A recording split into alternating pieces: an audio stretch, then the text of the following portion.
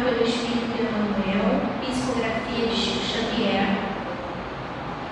Capítulo 30. Educa. Não sabeis vós que sois o templo de Deus e que o Espírito de Deus habita em vós? Palavras de Paulo na primeira epístola aos Coríntios, capítulo 3, versículo 16. Na semente minúscula reside o germe do tronco benfeitor. No coração da terra há melodias da fonte. No bloco de pedra há obras-primas de estatuária. Entretanto, o pomar reclama esforço ativo. A corrente cristalina pede aquedutos para transportar-se incontaminada. A joia de escultura pede milagres do buril. Também o Espírito traz consigo os genes da divindade. Deus está em nós, quando estamos em Deus. Mas, para que a luz divina se destaque da treva humana, é necessário que os processos educativos da vida nos trabalhem no empedrado caminho dos milênios. Somente o coração endurecido no grande entendimento pode vazar o heroísmo santificante. Apenas o cérebro cultivado pode produzir iluminadas formas de pensamento. Só a grandeza espiritual consegue gerar a palavra equilibrada, o verbo sublime e a voz balsamizante. Interpretemos a dor e o trabalho por artistas celestes de nosso aprisionamento. Educa e transformarás a irracionalidade em inteligência, a inteligência em humanidade e a humanidade em angelitude. Educa e edificarás um paraíso na terra.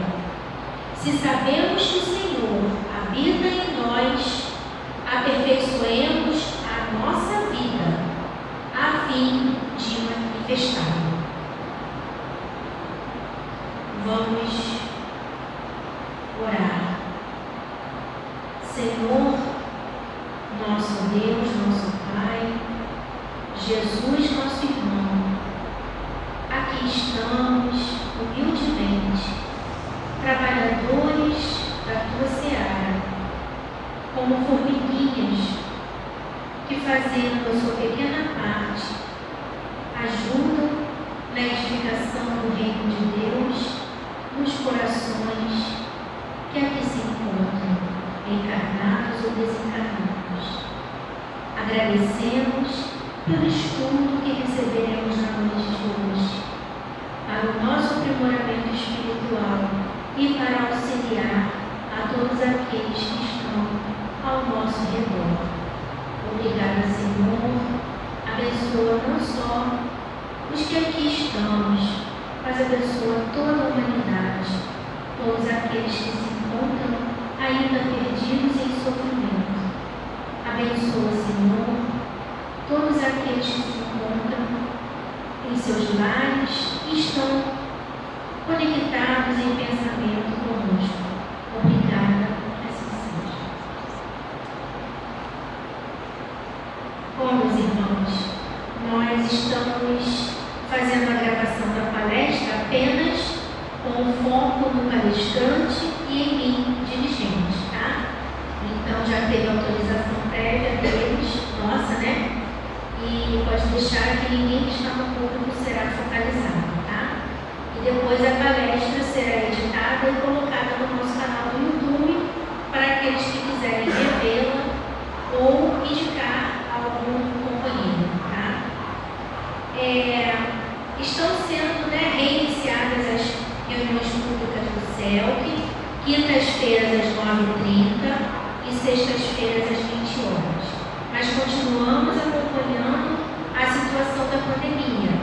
E, se for o caso, poderemos recuar a qualquer momento em que houver necessidade. Aliás, todos os cuidados que estamos tomando aqui no CELC podem e devem ser levados para o nosso dia a dia. Se a pessoa estiver febril, a partir de 35,5 graus centígrados, assim como se estiver com sintomas de resfriado ou gripe, não deverá vir ao CELC, procurando se resguardar em casa e se cuidar. Vacinar-se é um ato de amor ao próximo e a si mesmo. Amor recomendado por Jesus. Portanto, não deixemos de nos vacinar. Isso é algo muito importante. Há álcool 70% espalhado pelos espaços do CELC, à disposição de todos, mas quem preferir pode trazer o seu próprio frasco de álcool. Pedimos aos irmãos que permaneçam de máscara o tempo todo e evitem ficar circulando pelas dependências do CELC desnecessariamente.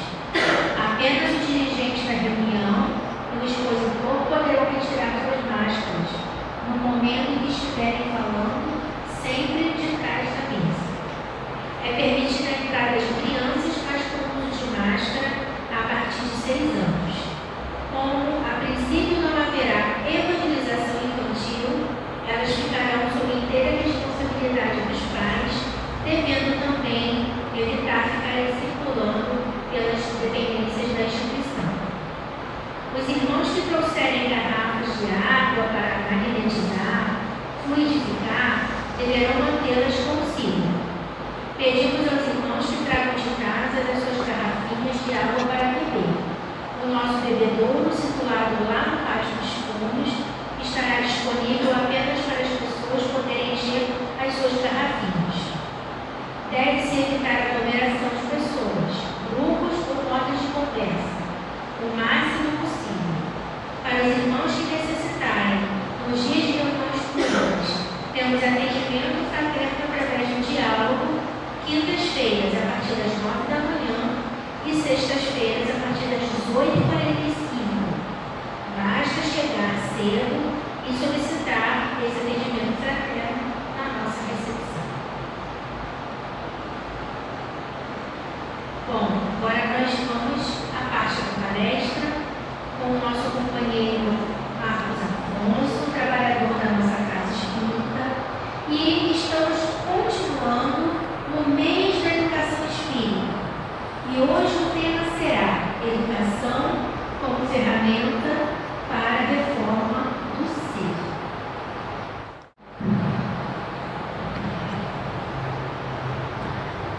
Boa noite a todos. Que a paz do Mestre Jesus possa estar nesse ambiente. Acima de tudo, que ela possa estar dentro de cada um de nós, né? É muito bom e é com muita gratidão a gente poder ver as portas físicas, né, desta casa reaberta, principalmente depois de um período tão complicado, né, pelo qual a humanidade inteira, todos nós passamos. E saber que existe um lugar onde a gente pode buscar reforço, onde a gente pode buscar consolo, buscar ajuda, é sempre muito importante. E acima de tudo, para poder falar de um tema que é a educação, porque essa situação da pandemia, como todas as situações da vida, elas têm muito a ver com a questão da educação. Pode até parecer redundante, né? Principalmente para as pessoas que têm um pouco mais de idade, assim como eu, que já passaram dos 50, falar de educação, porque a gente escuta isso desde que a gente é criança. Ah, mas a educação é o único caminho possível para a transformação de uma pessoa. A educação é o único caminho possível para a transformação de uma sociedade. Mas quando nós observamos a sociedade que está ao nosso redor, nós vamos entender que realmente a educação ela é algo que se faz muito necessário na sociedade atual. Só que hoje a nossa proposta vai um pouco além. A nossa proposta vai ser falar de educação como uma ferramenta para a reforma do ser. A gente sabe que a educação é importante do ponto de vista material, mas a doutrina espírita ela nos amplia quando ela fala da educação do ponto de vista espiritual, quando ela fala da educação como um processo pelo qual nós passamos nas nossas múltiplas vivências, seja encarnados ou desencarnados, e que nós vamos passando por esse processo e vamos adquirindo conhecimento. Então, pode colocar para mim, Érico, o primeiro slide. A educação espírita tem como propósito fazer e refazer do homem em todos os aspectos, moral, intelectual, social, político, estético e espiritual. Então a doutrina espírita ela tem esse papel, né, de trazer a educação nesse processo contínuo de fazer e refazer, ou seja, na medida em que nós vamos vivenciando experiências, nós vamos adquirindo conhecimento, vamos nos educando e nos transformando. Essa nova proposta não se estabelece por coazão, não impõe as ideias espíritas. Então, acho que o grande diferencial que a doutrina traz quando fala de educação é porque ela traz uma educação para que nós possamos vivenciar sem aquele processo de coação que muitos de nós conhecem, que tivemos esse processo de educação muitas das vezes na família. Então, não é aquela questão assim, olha, se você não passar a fazer a coisa correta, você vai para o inferno. Não que esse processo não tenha tido em algum determinado momento, né, da nossa existência, ou até tem um conteúdo educativo. Mas a doutrina espírita ela nos traz a questão da educação como algo que você naturalmente percebe na medida em que você começa a se conhecer e começa a olhar o mundo que está ao seu redor. Então você começa a adquirir conhecimento, começa a adquirir responsabilidade, começa a entender que todas as vezes que você, por algum motivo, se desvia de determinados caminhos, automaticamente existe uma consequência em relação a isso. Então não é algo que se você tem que fazer porque senão você vai sofrer. Não. Você vai percebendo ao longo da sua vida que as escolhas equivocadas vão te dando consequências ruins e automaticamente você percebe a necessidade de mudar. É mais ou menos assim, né? Vamos trazer um exemplo bem do cotidiano. Eu sei que eu preciso cuidar do meu corpo para que eu venha ter saúde. Eu sei que eu preciso me alimentar bem. Eu sei que eu preciso fazer exercício físico. Se eu não faço isso, a probabilidade de eu adquirir uma doença se torna muito maior. Então, quer dizer, eu começo a perceber, peraí, então, se eu seguir neste caminho que é equivocado, eu vou sofrer. Se eu não desejo sofrer, eu vou procurar fazer as coisas de forma correta. Se assim fosse, não estaria trazendo nada de novo para a humanidade. Então, se a doutrina espírita não trouxesse esse diferencial, ela seria mais ou menos como muitas das outras doutrinas que ainda utilizam processos que podem até trazer um resultado em um determinado momento, mas que eles não são efetivos.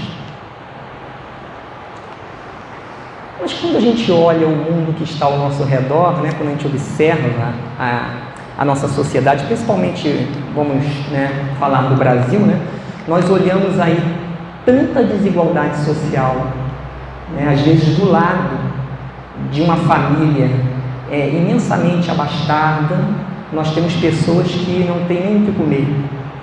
Quando nós olhamos nossa sociedade, nós vamos para as ruas, por exemplo, nós observamos milhares de pessoas vivendo na rua. A nossa casa que faz um trabalho às terças-feiras, e a gente observa isso muito claro, e que a gente observa que depois desse período de pandemia, então, essa quantidade de pessoas aumentou muito. E a gente observa também que existe um diferencial nas pessoas que vivem na rua hoje. Muitas pessoas até têm a sua casa, só que elas vão para a rua porque elas não têm o que comer. Então, a gente observa que na nossa sociedade ainda existe muita miséria. Quando a gente olha a questão da discriminação, né, dessa discriminação que no caso do Brasil ela é uma discriminação estrutural, ela é muitas das vezes disfarçada, mas ela existe de forma muito concreta. E quando a gente olha para os nossos políticos, aqueles que deveriam nos representar, mas eu acho que dificilmente alguém pode se sentir representado pelos políticos que nós temos. Então, quando a gente olha todo esse contexto no Brasil, a gente, às vezes, será que não passa pela cabeça assim, mas será que isso que a doutrina espírita fala, que nós estamos em processo de evolução, que tudo isso é um processo de educação? Gente, será que isso é verdade? Será realmente que isso é verdade quando eu olho para essa sociedade? O interessante é que Kardec também teve esse pensamento, esse questionamento, e isso há mais de 100 anos. Então veja, naquela sociedade lá atrás, Kardec já sinaliza, já para e pensa sobre essa questão e pergunta aos espíritos.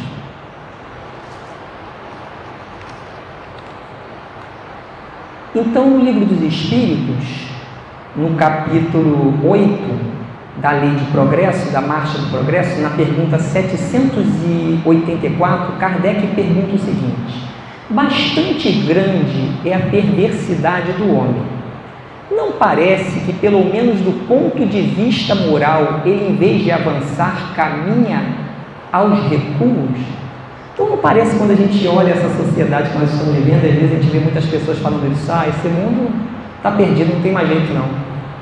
Não parece que realmente as coisas, ao invés de estarem caminhando para frente, elas estão, né, na direção contrária? E aí, como sempre, os espíritos, eles nos surpreendem. Eles falam o seguinte: engana-te, observa bem o conjunto e verás que o homem se adianta, pois que melhor compreende o que é mal e vai dia a dia reprimindo os abusos. Até aqui, tranquilo, talvez a gente ainda não tenha ficado convencido, mas depois do ponto é que a gente tem que observar. Eles dizem o seguinte: faz-se mister que o mal chegue ao excesso para tornar compreensível a necessidade do bem e das reformas. Será que o mal já chegou ao excesso? Quem define o excesso do mal? Quem define isso? Somos nós. Porque até então, o que a gente observa na maior parte das pessoas, mesmo aquelas que desejam o bem, elas desejam o bem, elas reclamam, mas elas continuam com os braços cruzados para realmente fazer algo que transforme a humanidade. Então, o que a espiritualidade está dizendo é o seguinte: que é necessário que o mal chegue ao excesso para que a gente possa entender, não, isso não dá mais, nós não queremos mais isso. Então, e esse tempo, de mudança, ele depende de cada um de nós, depende das nossas escolhas. A partir do momento em que a grande maioria, porque a maior parte das pessoas são pessoas de bem, elas realmente decidirem saírem da inércia, porque saírem da questão somente do pensar e do verbalizar, porque hoje as pessoas verbalizam demais. As redes sociais estão aí, todo mundo fala à vontade o que quer, mas muito mais do que pensar e do que verbalizar, nós precisamos realmente caminhar. Nós precisamos seguir na direção de um mundo melhor. E não adianta ficar reclamando do político. Não adianta ficar reclamando do político. Não adianta ficar reclamando que está tudo errado. Nós precisamos efetivamente ver aquilo que nos cabe para a transformação da humanidade neste processo de educação.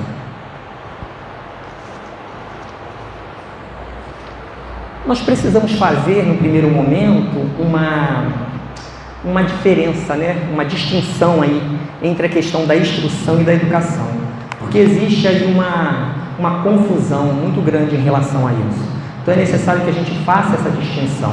E a gente encontrou essas frases que eu acho que definem bem o que a gente queria expressar para vocês. A instrução forma o talento, a educação o caráter. Então, quanto mais instruído eu for, mais talento eu vou ter. Eu vou ser um excelente médico do ponto de vista intelectual. eu vou ter bastante conhecimento. Eu vou ser um excelente advogado do ponto de vista intelectual, eu vou ter bastante conhecimento. Agora, o que eu vou fazer deste conhecimento que eu tenho depende do meu caráter, depende da minha moral, depende da minha educação. Então a gente compreende que é necessário primeiro trabalhar a questão da educação para depois trabalhar a questão da instrução. Ambas são importantes, mas muitas vezes, se eu não me educar, se eu não receber este processo de educação, que deve começar dentro do lar, se eu não desenvolver este processo em mim, provavelmente a minha capacidade intelectual ela vai me trazer consequências muito graves, porque eu não vou ter ética. E sem ética não existe a possibilidade de se fazer nada da forma como deve ser feita. E aí a gente volta naquela questão lá atrás. Eu vou perceber ao longo do tempo, através do sofrimento, através da dor, que eu fiz as escolhas erradas, apesar de ter um intelecto maravilhoso. Nós observamos isso na nossa sociedade.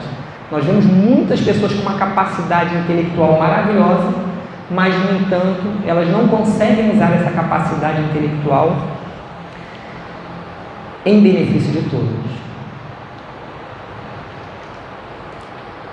E aí, lá em Obras Póstumas, Allan Kardec traz a seguinte reflexão: é pela educação, mais do que pela instrução, que se transformará a humanidade. E muitas das vezes a gente vê como que as pessoas elas têm um equívoco realmente em relação a isso. Muitos pais pensam assim: eu vou colocar o meu filho no melhor colégio, no colégio mais caro, porque eu quero que ele tenha uma educação, a melhor educação. Só que, se ele não adquiriu essa educação no lar, é lógico que o colégio também tem o seu papel como educador. Mas isso é um processo coletivo, é um processo social. Ele não pode ser entregue na mão da escola, não pode ser entregue na mão da pessoa que cuida do nosso filho. Então, se esse processo ele realmente não é desenvolvido como ele deve ser, estamos jogando dinheiro fora. Assim, se é que a gente pode dar algum conselho, né?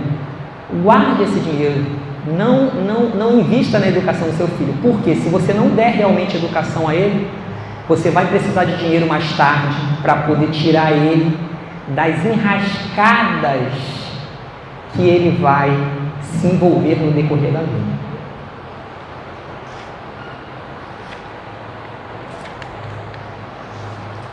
E aí, hoje, na sociedade em que a gente vive, é tudo muito corrido, tudo muito complexo, e a gente tem tantas ideias na cabeça, são tantas informações, e aí a gente pergunta, por que na atualidade, então, é tão difícil o processo de educação? Porque nos parece, talvez seja uma impressão, principalmente daqueles que têm um pouco mais de idade, que no passado esse processo era mais tranquilo, era mais fácil. E realmente ele era mais fácil, porque a demanda, a exigência, as necessidades da vida atual são muito diferentes das necessidades da vida do passado. Então, atualmente, nos parece muito difícil esse processo de educação, e por vários motivos, mas nós vamos trazer alguns. O primeiro motivo, gente, é uma questão que é básica, é uma questão social das necessidades básicas. Porque todo ser humano, para que ele possa desenvolver o seu processo cognitivo, para que ele possa adquirir algum conhecimento, ele precisa pelo menos ter o básico. Então, muitas das vezes nós falamos assim: nossa, mas como no Brasil o povo não tem educação? Gente, uma parte da população não tem comida. Se eu não consigo atender às necessidades básicas de uma sociedade, muito difícil se faz que eu consiga fazer com que essa sociedade adquira algum outro conhecimento. Porque, para nós, pode parecer muito simples, porque nós estamos com pratos de comida todos os dias nas nossas mesas. Pode parecer muito fácil. Mas como é que você vai dizer para uma pessoa que está com fome, por exemplo, que ela não pode derrubar uma árvore ou que ela não pode matar uma baleia? Se ela está com fome. Então, esse é um princípio básico do ponto de vista material. Nós temos que atender às necessidades básicas das pessoas. E por isso, aqueles que já conseguiram ter a sua necessidade básica atendida, devem o tempo todo trabalhar na mudança da sociedade, principalmente na questão da fome. Porque a fome, ela é simplesmente fruto do egoísmo humano. E assim, nós precisamos olhar para as nossas atitudes. Não para as atitudes dos governantes, daqueles que estão lá fora. Precisamos olhar para as nossas atitudes. Será que realmente eu estou fazendo tudo aquilo que eu poderia fazer para transformar essa sociedade, para fazer com que essa sociedade pelo menos consiga ter as suas necessidades básicas atendidas? Então, é o que fala aqui, né, nessa pirâmide lá, a questão da fisiologia, a questão da segurança. Você imagina, como que uma mãe pode educar um filho se ela, por exemplo, mora numa comunidade e sai segunda-feira de manhã da sua casa, vai para a casa da patroa, passa a semana inteira, às vezes ela só vem em casa de 15 em 15 dias ver os filhos. Então, são necessidades básicas para que a gente possa realmente iniciar esse processo de educação. Uma outra questão que nós já falamos aqui é que as mudanças são muito rápidas e nós não conseguimos acompanhar. Aqueles que são um pouco mais jovens até conseguem acompanhar as mudanças hoje. Agora, a maior parte de nós que temos um pouco mais de idade, nós temos uma dificuldade muito grande, porque mal nós estamos tentando adquirir um conceito, entender alguma coisa, aquilo já mudou. Já tem uma coisa nova, já tem um conceito novo. Então, a sociedade de hoje é uma sociedade que ela caminha numa velocidade muito grande. Muitas das vezes nós não conseguimos acompanhar essa velocidade. Há 50 anos atrás, as famílias tinham um perfil. Normalmente o pai saía para trabalhar, a mãe ficava cuidando dos filhos, era responsável pelo processo de educação. Hoje tudo isso mudou. Então, teve uma velocidade muito grande nesse processo e muitas das pessoas, além de não conseguirem acompanhar esse processo, elas ficaram meio perdidas. Mas qual o caminho que eu tenho que seguir? O que eu tenho que fazer para educar os meus filhos? E aí tem uma questão muito importante que também acontece na atualidade de hoje, que é a inversão de valores. Infelizmente, nós vivemos numa sociedade onde existe uma inversão de valores muito grande. O que veio acontecendo com toda essa velocidade? O mundo mudou muito rápido. Nós tínhamos um tipo de família onde existia uma regra para a educação, que todo mundo seguia aquela regra. Na medida em que o mundo começou a mudar rapidamente, as famílias começaram a mudar de todas as formas, já não existe mais uma única forma de educação, porque as circunstâncias elas são completamente diferentes. E o que aconteceu com isso? Muitas das pessoas que ficaram perdidas neste processo, pela necessidade que todos nós temos, os pais têm, a maioria dos pais tem, de que os filhos têm que amar, meu filho tem que me amar de qualquer jeito, meu filho tem que me amar de qualquer jeito. Muitas das vezes a gente permite que esses valores sejam invertidos. Então, muitas das vezes nós tomamos atitudes equivocadas no desejo de que os nossos filhos nos amem. Mas, gente, como é possível haver amor sem haver respeito? O amor é um sentimento sublime, é um sentimento maior. Para que o amor aconteça, é fundamental que exista o respeito. E aí como é que acontece hoje? Mais ou menos assim, o filho está fazendo alguma coisa errada. Aí o pai sabe que o pai sabe que ele não pode viver sem o celular, que as crianças hoje não podem viver sem o celular. Aí o que o pai faz? Olha, você vai ficar uma semana sem usar o celular.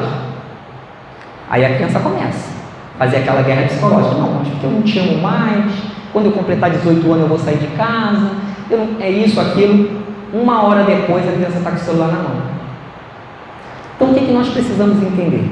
Se nós temos dificuldade de criar algum processo educativo, nós temos que começar pelo aquilo que nós podemos fazer. Porque não adianta nada eu dizer para a criança, você vai ficar uma semana sem o celular, se eu não vou conseguir deixar uma semana sem o celular. Porque ela vai começar a perceber a minha fragilidade. E ela vai trabalhar em cima disso. E aí começa a inversão de valores. Os filhos começam a mandar nos pais. Então a gente tem que trabalhar de forma gota a gota. Olha, meu filho, você cometeu isso aqui errado. Isso não é legal. Hoje você vai ficar 1 hora sem o seu celular. E deixa ele 1 hora sem o celular. Mas sinaliza para ele. Se você fizer de novo, na próxima vez vão ser 2 horas. Porque 1 hora talvez eu consiga suportar aquela pressão psicológica. Mas 1 semana eu sei que eu não vou conseguir. Então dessa forma nós vamos estabelecendo as normas desse processo. Porque é preciso que haja realmente respeito. Porque se não existe respeito, jamais vai haver o amor. Então, a questão da inversão de valores também, quando o pai manda a criança para o colégio, com o desejo que o colégio faça a parte que cabe a ele.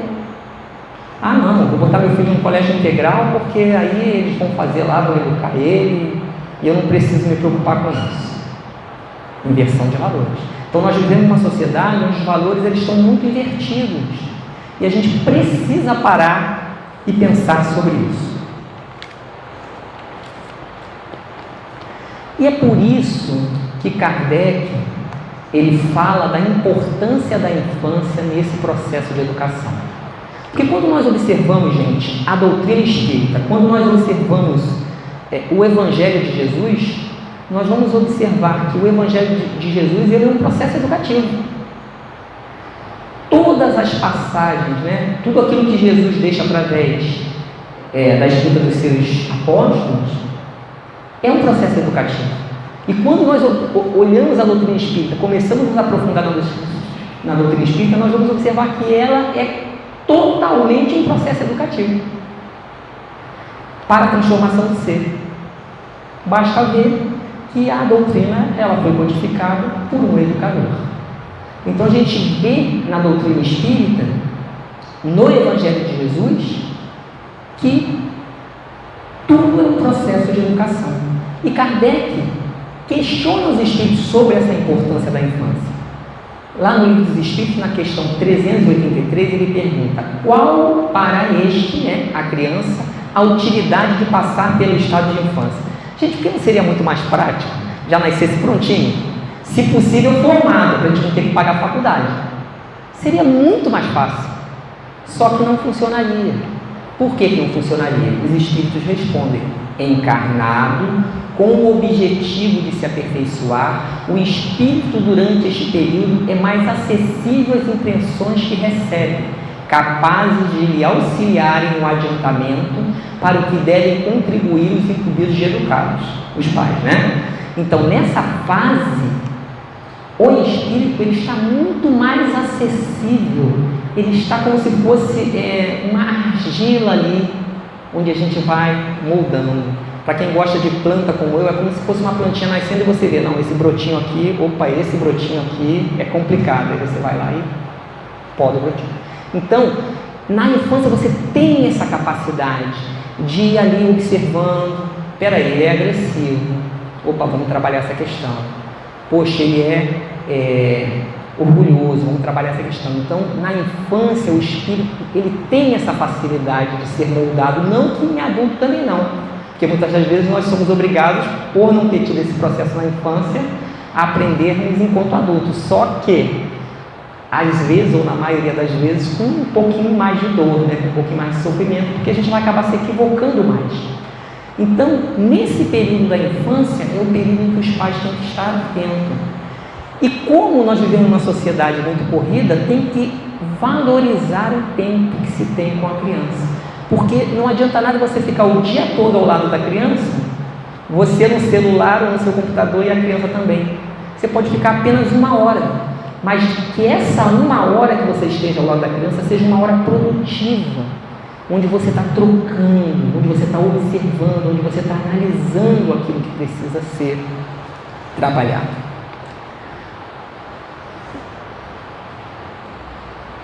Bom, mas aí é a pergunta, né? Nós já sabemos que a educação é importante. Nós já sabemos que a doutrina espírita nos esclarece que o nosso processo de nascer e renascer é um processo educativo. Nós já sabemos de tudo isso. Mas, enfim, o que fazer, né? Essa é a grande pergunta.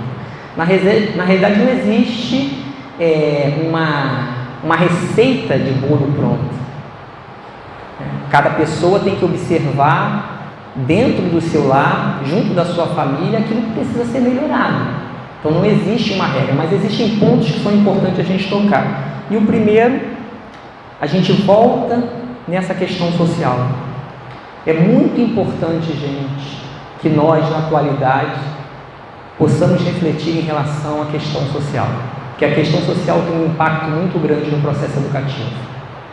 Então, não dá mais para se viver numa sociedade onde existem pessoas, muitas pessoas, abaixo da linha da miséria e poucas pessoas, basicamente, com toda a riqueza do mundo. A gente não está questionando a riqueza não, tá, gente? E a gente também nem está questionando os ricos. Nós só estamos dizendo que não dá mais para viver numa sociedade. Ah, mas eu não sou rico. Então, mas e a parte que me cabe? Será que realmente eu preciso ter... Bom, vamos ver aqui. Será que eu preciso ter realmente 20 pares de sapato?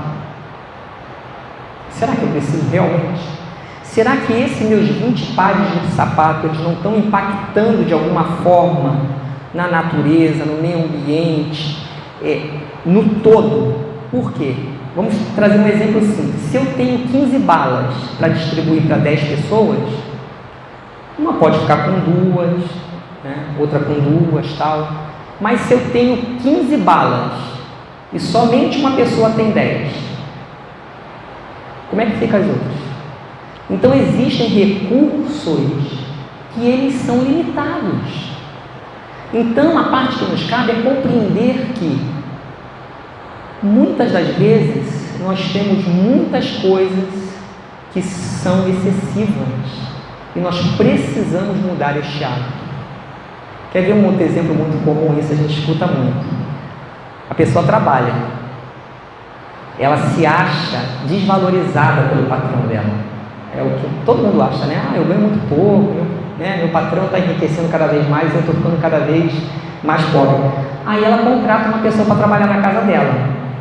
Aí paga salário mínimo, e aí quando a pessoa reclama, ela fala assim, poxa, mas que absurdo, né? Olha, eu dou almoço para ela, dou janta, ela dorme aqui, ainda está reclamando que ganha pouco.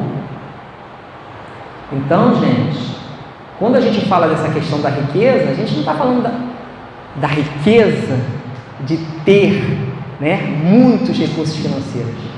Nós estamos falando da riqueza que nós temos dentro da nossa casa e que não estamos compartilhando com aqueles que precisam.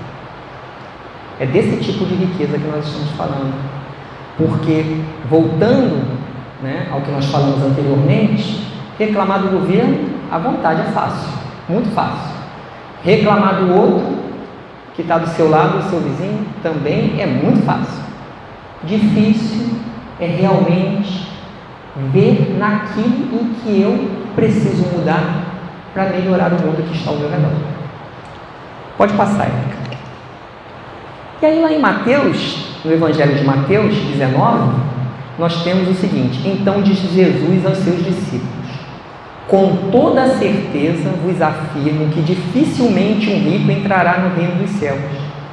E lhes digo mais, é mais fácil passar um camelo pelo fundo de uma agulha do que um rico entrar no reino dos céus. Jesus, ele não estava questionando a riqueza, porque a riqueza ela é útil, ela é necessária, mas para o progresso da humanidade. Agora, não existe problema nenhum a pessoa ter um carro, não existe problema nenhum a pessoa ter um carro importado. Agora, será que é necessário uma pessoa colecionar carro? Será que é necessário uma pessoa ter um jatinho parado na porta dela, um jato parado ali? Ela viaja aí, sei lá, uma vez por semana. Será que ela não poderia ir ao aeroporto pegar um avião? Então, É disso, né, que nós precisamos compreender. A sociedade que nós vivemos, ela não comporta mais esse modelo. Porque para que uns possam ter muito, é necessário que a maioria tenha pouco ou quase nada.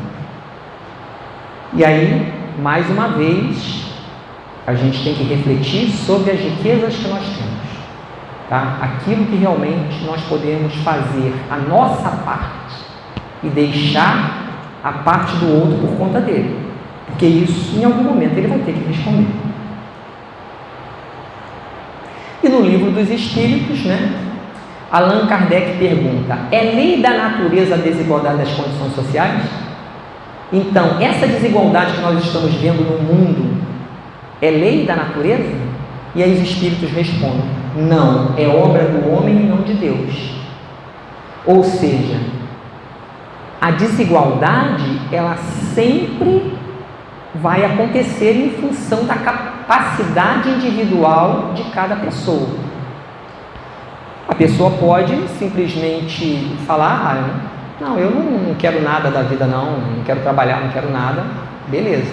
O outro fala: não, poxa, eu quero trabalhar, quero conquistar isso, aquilo. Então, assim, a desigualdade é algo natural, quando ela não chega ao extremo como da nossa sociedade atual. Então, assim, rico, pobre, agora a pessoa vive abaixo da linha da pobreza, aí já não faz mais parte dessa desigualdade natural. E aí Kardec continua perguntando: algum dia essa desigualdade desaparecerá? E aí os Espíritos respondem: eternas somente as leis de Deus o são. Não vês que dia a dia ela gradualmente se apaga? Desaparecerá quando o egoísmo e o orgulho deixarem de predominar. Restará apenas a desigualdade do merecimento.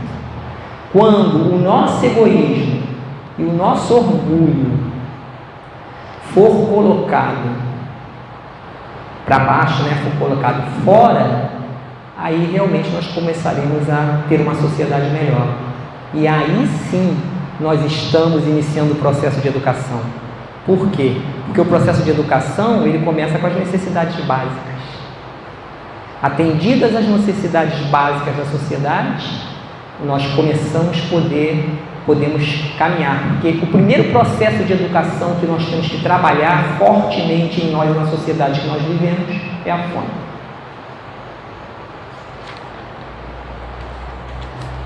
Mas para isso, nós precisamos primeiro da autoeducação. Por quê? Pode colocar o outro slide também. Ninguém pode dar aquilo que não possui em si mesmo. Então, se nós pretendemos educar os nossos filhos, se nós pretendemos construir uma sociedade com base na educação, o primeiro movimento que nós precisamos fazer é o movimento de olhar para dentro de nós. O que eu preciso mudar? Aonde eu ainda continuo cometendo equívocos? O que eu preciso melhorar em mim para que eu possa realmente ter a capacidade de dar isto ao meu filho? Porque muitas das vezes a gente fala alguma coisa para os nossos filhos, mas eles observam que nos nossos atos nós somos completamente diferentes daquilo que estamos falando. E aí não existe possibilidade de educação. Porque a melhor educação que existe é uma vivência correta, uma vivência ética, uma vivência digna. Porque você não precisa falar uma palavra.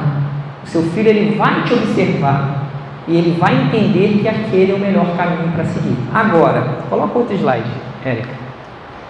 Se nós nos olharmos para o espelho, né, e enxergarmos algo que não somos, aí fica difícil mudar. Então nós precisamos realmente entender quem nós somos, olhando as nossas atitudes, refletindo as nossas atitudes.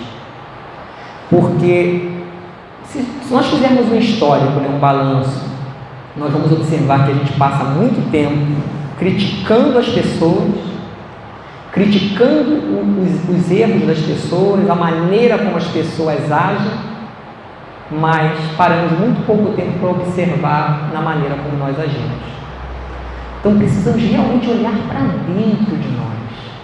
Precisamos fazer esse processo de imersão pessoal, de análise, e parar e pensar, poxa, mas será que eu posso mudar alguma coisa? Será que eu estou realmente contribuindo com o mundo em que eu vivo? Será que eu consumindo desse jeito, eu não estou de alguma forma destruindo a natureza? Eu não estou tirando de quem tem? Será que realmente, tudo isso que eu tenho aqui dentro da minha casa, será que isso não poderia auxiliar alguém que está precisando? Então a gente precisa olhar verdadeiramente as nossas atitudes, porque na maioria das vezes a gente disfarça. A gente procura uma desculpa para justificar. Ah não, mas poxa, eu trabalho demais, né? Mereço. Merece. Claro, todos nós merecemos. Mas o outro também merece. Será que nós já paramos para pensar nisso?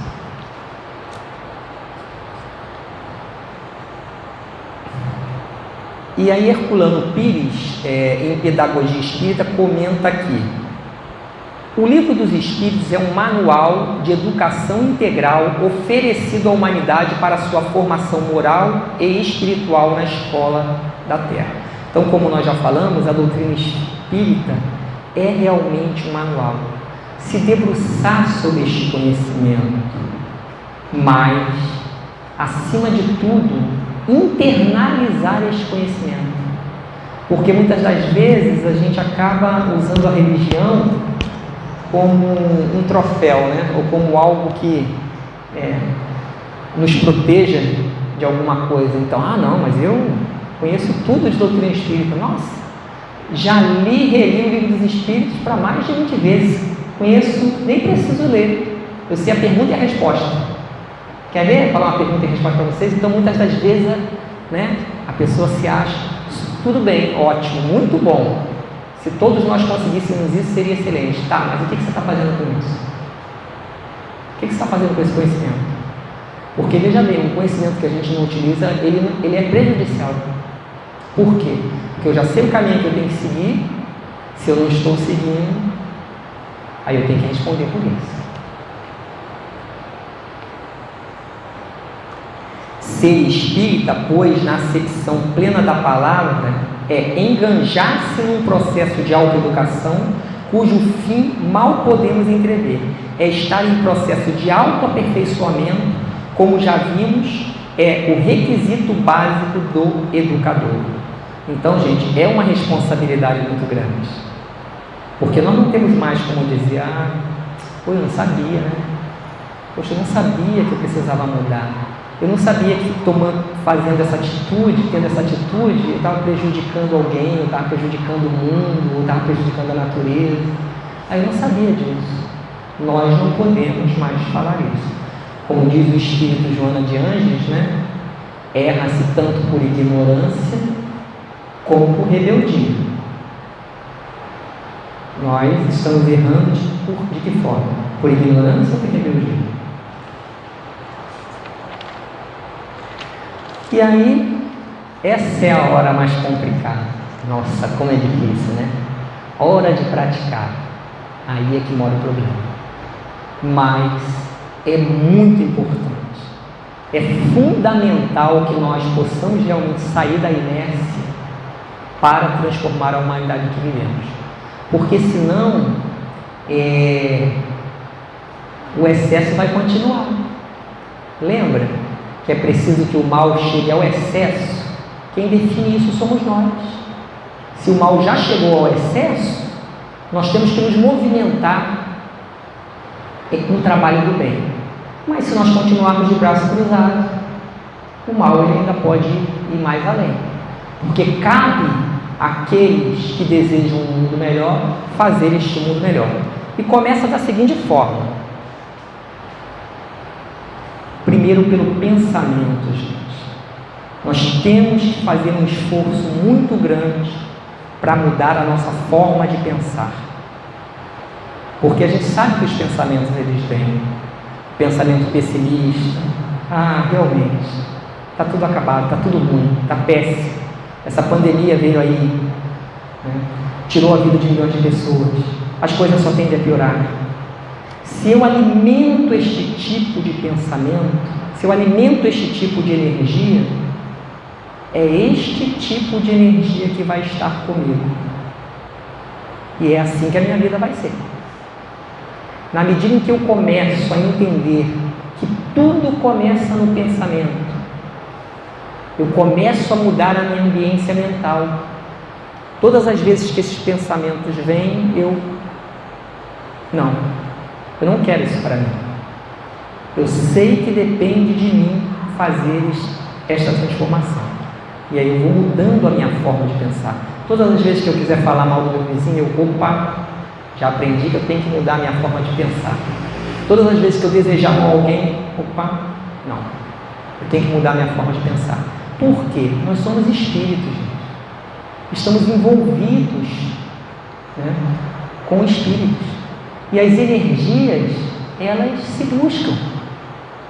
Se eu tenho um pensamento negativo, mantenho a minha mente com esse pensamento negativo o tempo todo, que tipo de onda, que tipo de energia, que tipo de irmãozinho vai estar se aproximando de mim? Não é por maldade não, gente. É por afinidade. Então, eu preciso começar a mudar a minha ambiência mental. E alguns processos ajudam muito, né, gente? Primeiro, descartar tudo que não presta. Aí, gente, 90% do que a gente recebe nas redes sociais pode ir lá, quero nem ver. Não quero nem ver, porque eu sei que não presta. 90% do que passa na televisão, não quero nem ver. Só notícia ruim. E aí eu começo a fazer o quê? Eu vou buscar... eu vou me vincular, gente. A gente faz o quê quando eu esqueci o nome no celular que a gente está acompanhando uma pessoa? Como é que é o nome? Isso, você clica lá, né? É inscrito, não é isso? Você vai seguir alguém, isso. Não, esse aqui, esse é do bem. Esse eu marco. E esse aqui, bloqueado. Não, esse é do bem, eu marco. E a gente começa a ver que tem muita gente boa nesse mundo, ver que tem muita coisa boa sendo feita, muitas ONGs, muitas pessoas trabalhando no bem. Gente, eu não sabia. Claro, só ficava vendo coisa ruim. Então, começar a mudar a ambiência mental. E aí, com isso, eu começo a mudar aquilo que sai, né? Por quê? Porque a minha mente já está com coisas boas. Automaticamente, a minha palavra começa a também ser boa. Chega aquele, mas, cara, não é assim, né? Não adianta nada eu estar reclamando, eu tenho que fazer alguma coisa para mudar. Então, eu já começo a mudar o meu discurso. Por quê? Porque eu já mudei aqui a minha mente. E aí, o próximo passo não poderia deixar de ser, eu já mudei a minha forma de pensar, já mudei a minha forma de falar, e aí chega o momento de mudar a minha forma de agir. É um processo educativo. É assim que funciona o processo educativo. E é como aquele joguinho do dominó, né? Porque na realidade, tudo que a gente faz volta para nós mesmos. Então, na medida que eu quero construir um mundo melhor, eu devo me tornar uma pessoa melhor. Porque isso vai e volta o tempo inteiro.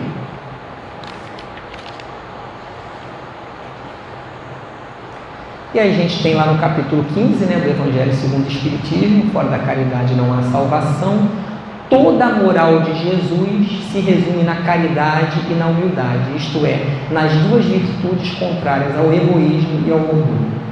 Se eu quero desenvolver em mim esse processo de educação, eu preciso eliminar o egoísmo e o orgulho e preciso trabalhar cada vez mais a caridade e a humildade. Eu vou pedir então, Jéssica, pode pular esse, próximo. Isso. E aí, gente, então, como nós estamos chegando já no nosso momento final, vai faltar uns 3 minutos. Falta 5, tá bom.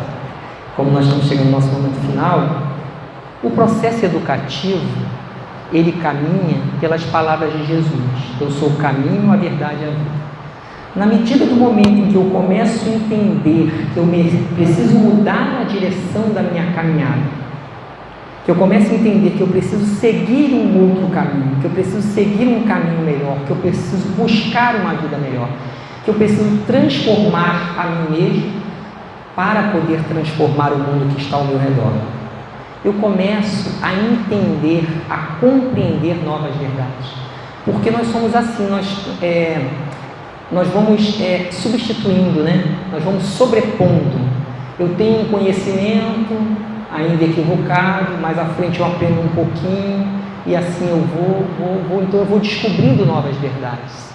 E descobrindo novas verdades, eu construo uma nova vida. Então, gente, nós vamos deixar aí para o nosso, como mensagem final, um vídeo que fala da questão do recomeço. Eu acho que é muito interessante nesse momento, não só em que nós aqui do céu estamos recomeçando as atividades da nossa casa, como também depois dessa pandemia, que todos nós possamos recomeçar as nossas caminhadas. Muito obrigado a todos.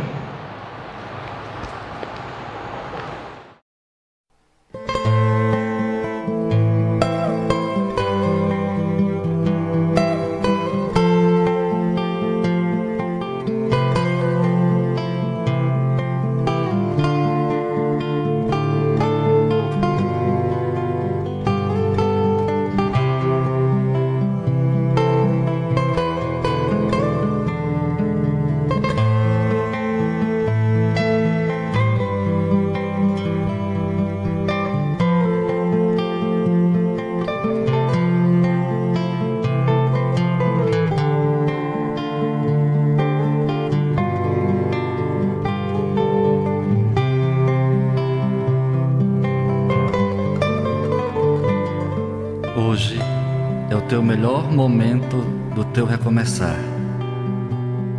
Hoje o sol nasceu para iluminar os teus passos, para que possas seguir o caminho de reencontro com a vida. Recomeça hoje com teu irmão. Afinal, a bênção da reencarnação nos uniu na mesma estrada para que possamos reconciliar perante a lei de amor. Recomeça sempre. Recomeça perante a vida com uma nova postura de amor e a certeza do amor de Deus por nós.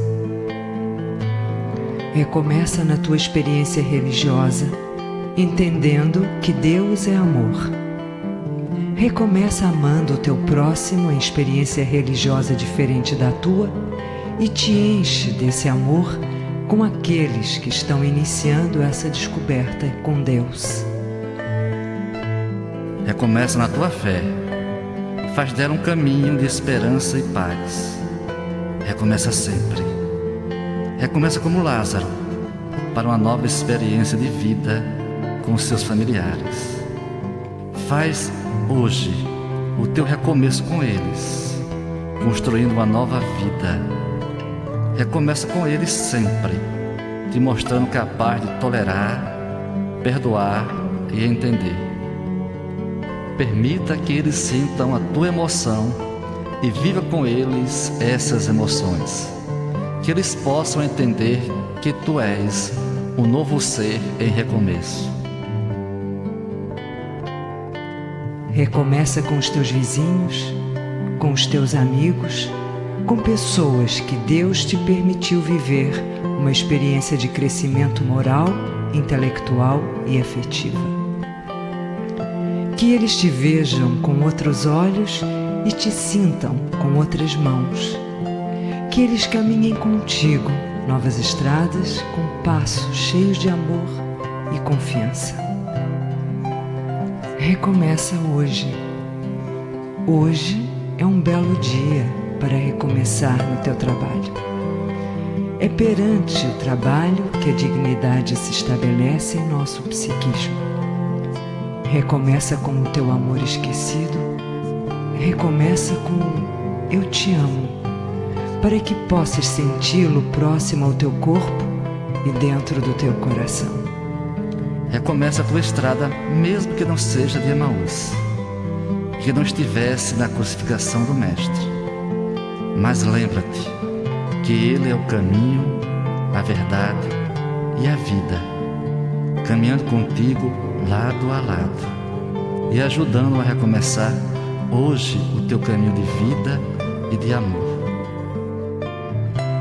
Recomeçar é o lema de todos que amam e se sentem amados por Deus.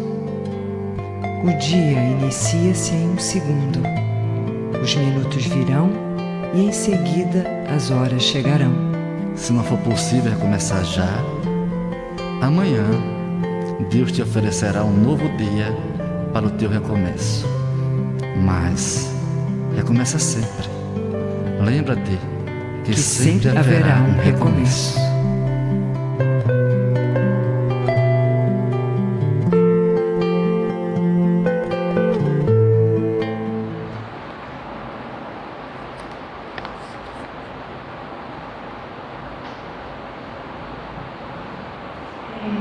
Agradecemos ao nosso companheiro Marcos pelo estudo e pelos esclarecimentos. Por enquanto, queridos irmãos, por medida de segurança, não teremos um passe individual de costume. Em vez disso, faremos um passe coletivo, aqui no próprio salão, juntamente com a prece final. Portanto, pedimos aos irmãos que permaneçam sentados em seus lugares. Vamos orar, agradecermos a Deus, nosso Pai, a Jesus, nosso irmão, e aos bons espíritos pela oportunidade de hoje. Que recebamos do alto essas gotículas curadoras desse laboratório divino, caindo sobre cada um de nós, encarnados e sobre os irmãos desencarnados. Que essas gotículas sejam como bálsamo na alma e no corpo de cada um de nós. Que possamos sair daqui melhores do que entramos. E que esse amor de Jesus, que abraça todo o planeta Terra, chegue em todos os cantos da nossa escola, do nosso planeta escola, e possa penetrar suavemente no coração de todos aqueles que se encontram enfermos ou em sofrimento, aflitos, passando por suas provas, por suas necessidades, que não percam a sua fé, que possam recomeçar a cada dia. Obrigada a Deus, obrigada a Jesus, obrigada a Kardec, obrigada a bons espíritos, que assim seja.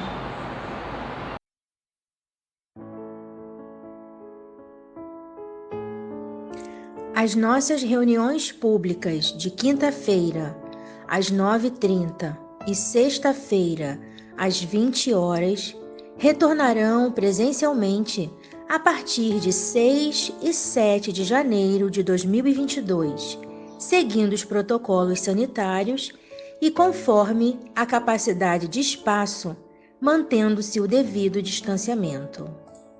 Será obrigatório o uso de máscara para todas as pessoas a partir de 6 anos. Não haverá evangelização infantil, devendo as crianças ficarem sentadas junto com seus responsáveis. Não deverão comparecer pessoas com febre ou quaisquer sintomas de resfriado ou gripe. Sugerimos que as pessoas levem suas garrafinhas de água. Centro Espírita Luz e Caridade de Santa Cruz, Rua General Olímpio, 607, Santa Cruz, Rio de Janeiro, RJ. Telefone: DDD 21 3395 0509.